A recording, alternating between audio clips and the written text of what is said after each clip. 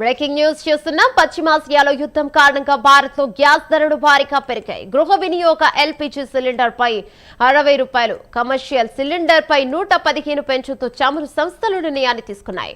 పెరిగిన ధరలు అర్ధరాత్రి నుంచి అమల్లోకి వచ్చాయి. దీంతో హైదరాబాద్ లో సిలిండర్ ధర 965కు చేరింది. ఉజ్వల్ పథకం ద్వారా అందించే సిలిండర్ ధరలో మార్పు లేదని స్పష్టం చేశాయి చమురు సంస్థలు.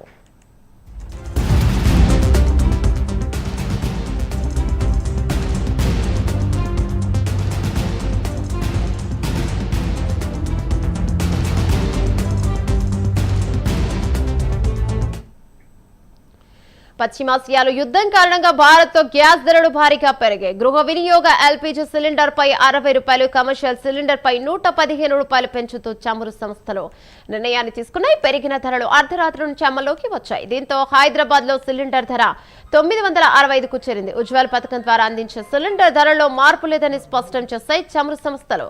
దీనిపై మరింత సమాచారం మా చీఫ్ ఇన్పుట్ ఎడిటర్ నరసింహారావు అందిస్తారు. రైట్ నరసింహారావు, ఈ భారం మధ్యతరగతి ప్రజలపైనే పడుతుంది అనుకోవచ్చు.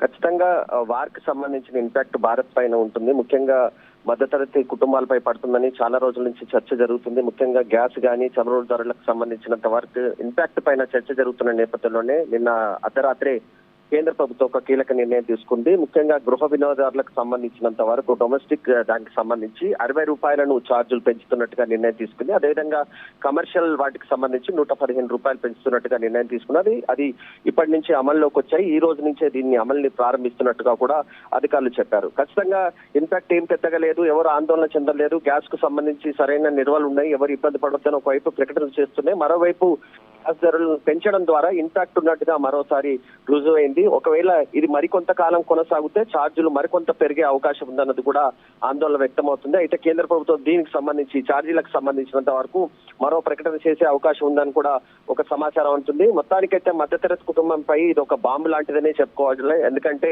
ఎక్కడో జరుగుతున్న వారి ఇంపాక్ట్ ఇండియా పైన ఉండదు. ఖచ్చితంగా ఆ రకంగా ఎవరు ఆందోళన చెందొద్దని కేంద్ర ప్రభుత్వం నిన్నటి వరకు చెప్తూ వచ్చింది. కానీ ఇప్పుడు ఏకంగా ₹60 అనేది ఒక మధ్యతరగతి కుటుంబానికి అనేది చాలా పెద్ద ఇంపాక్ట్ గా కనిపిస్తుంది. దానికి సంబంధించి ఛార్జీలు ఇప్పటికే ఒక్కొక్క ప్రాంతంలో ఒక రకంగా ఉంది. హైదరాబాద్ కు సంబంధించినంత వరకు దాదాపు ₹965 వరకు ఉండే అవకాశం ఉన్నట్టుగా సమాచారం ఉంటుంది. రానున్న రోజుల్లో ఒకవేళ వారు కొనసాగి ఇంకా ఇంపాక్ట్ ఎక్కువగా ఉంటే మాత్రం ఛార్జీలు మరోసారి కూడా పెరిగే అవకాశం లేకపోలేదని కూడా అధికారులు అంటున్నారు. మొత్తానికి ఈ అంశానికి సంబంధించినంత వరకు కేంద్ర ప్రభుత్వం ఇంకా ఒక అధికారిక ప్రకటన చేయాల్సి ఉంటుంది. ఇది కేవలం 5 సంస్థల నుంచి వచ్చిన ప్రకటనగానే మనం చూడాల్సి ఉంటుంది. ప్రభుత్వం ఒకవేళ ఈ ఛార్జీలకు సంబంధించి ఏమైనా నిర్ణయం తీసుకుంటుందా లేదా, ఎందుకంటే సోమవారం నుంచి పార్లమెంట్ సమావేశాలు ప్రారంభమవుతున్న నేపథ్యంలో ఈ అంశం కూడా ఖచ్చితంగా చర్చకు వచ్చే ఒక అవకాశం ఉన్న నేపథ్యంలోనే దీనిపైన ప్రభుత్వం మరింత క్లారిటీ ఇచ్చే అవకాశం ఉంది. థాంక్యూ నరసింహారావు.